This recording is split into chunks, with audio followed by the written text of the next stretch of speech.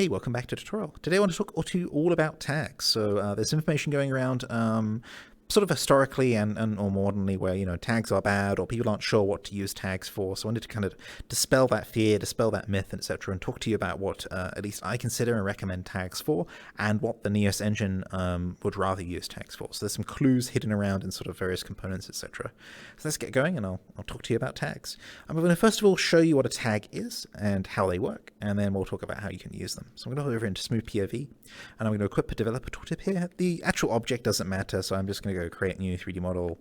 Let's use a cylinder. I feel like being different. There we go. There's a cylinder. I'm now going to inspect it, point out my developer tooltip at Open Inspector, and then go to right at the top here. You'll see that there is a tag field. Now, like I said, in the historic days of Neos gone, people were using the tag here to store arbitrary data. So I could go ahead and say 456. There you go. That's an arbitrary data value that I've stored in that tag, and I could pick that up later in logics or components, etc. for some reason. That wasn't ideal, but we didn't really have anything else to use at that time. Now we have things like value fields and dynamic variables. Dynamic variable tutorial is in the video description. Value fields I'm actually seeing a decline in the usage of, so I haven't done a video on them, but I'm happy to if people have questions. And dynamic impulses, which again I have some information on, so that'll be in the video description. So I don't really need to use tags for data storage now, but that's led to people sort of saying, hey, don't use them full stop, but that's not entirely correct. Tags are meant to sort of describe what an object is in reference to systems within the world. So for example here, if you remember the game that you might have played as a child, I'm going to get the name of it wrong because I'm not actually sure what it's called, but it was like object, vegetable, or mineral. I never understood it because my brain was fixed in saying like, well, a vegetable is an object, and it's also a vegetable, and then a mineral is also an object, but it's also I don't know. I actually don't remember the definition of each, even if I've got that right. But it's the game where you basically guess something using questions. I'll put a link in the video description to some information on the game if that doesn't make any sense, or you're not from a country that used that. But it was basically an object guessing game where you classified an object. And classification is what I see tags as being used. So as an example here, let's say that the tag for this cylinder identified it as maybe something that was edible. What you could do here is set a tag to be edible. Are the 2Ds in edible? I don't know, it's late. Okay, we're going to change the tag to food because I'm tired and I don't want to misspell that. Food, cool. So say that the cylinder here is food. What I could then do is pick up this tag using logic. So if I go ahead and grab a logics tooltip here, and I grab the cylinder on the left here, and I spawn it in the wild, you'll see that there's this tag property, and I can pick it up, and it says food. There's also a node for it. You can go to node browsers, slots, and then get tag. Then you plug in the slot here, and you'll see food. There's also has tag, which can say, does this object have the tag food? And you'll see that this returns true because yes, indeed, this object has the tag food. And what this means is that in your interactions with your objects in the world, you can basically classify what they are when they're sort of picked up or maybe collided with. The example I gave here and started talking about in the colliders part 2 or part 3, I'll link both in the video description, was a pickaxe. So for example, if you had a pickaxe in the world and you were doing collider-based events with it, you could swing the pickaxe at anything, and you might want to only run the rest of the logics if the object that it hit was tagged as a classification as mineable or resource or something like that, and you can use this flow to do it. You could plug this into a collision based event using the if node. I'll link a video on that one as well. Lots of links in this video. You can also see a previous video over there. This sometimes happens where I record more. So imagine that this is a collider events again. See colliders part 2, link in the video description. It comes in and it's like, yo, is this food or is this a resource? Can we eat this? False. And it's like, yes, we can eat this. And then you could run super complicated logics over here.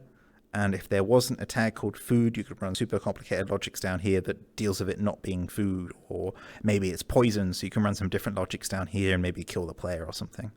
So that's an example of where I see tags being used in sort of collider-based or gameplay-based mechanics, but you can also use them in the permission system. I go over a lot more of this in my permissions tutorial, and in particular a video where I talk about enabling certain objects in your world for spectators, but I wanted to just show you an example of it in this video as well. If we go to the root of the world and we go into roles, again, if this is confusing for you, do check the video I have on permission system. There is a link to that in the video description. But I'm going to go here to non-builder and scroll down here to grabbable permissions, and you'll see that there is a tag list which is set to blacklist with one entry called developer. And what this means is that only objects with the tag developer cannot be grabbed by a non-builder, so in this case guest or spectator. So say for example, for some reason, I have no idea why you would do this, but non-builders also can't grab food. Now anyone in the world here would not be able to pick up my cylinder because it has this food tag here. So this becomes an easy way for you to create classifications of objects either within the permission system or within your gameplay mechanics to figure out what's going on. Tags do show up a lot in the permission system. I think they may have been originally created for the permission system. I don't know. You'd have to ask Fruits. But, you know, I see them a lot in the permission system. Other examples of the permission system are things like touchable. You can see exactly here, developer. So that's if they can touch it. Touching is different from grabbing. Touching would be things like buttons or switches, etc.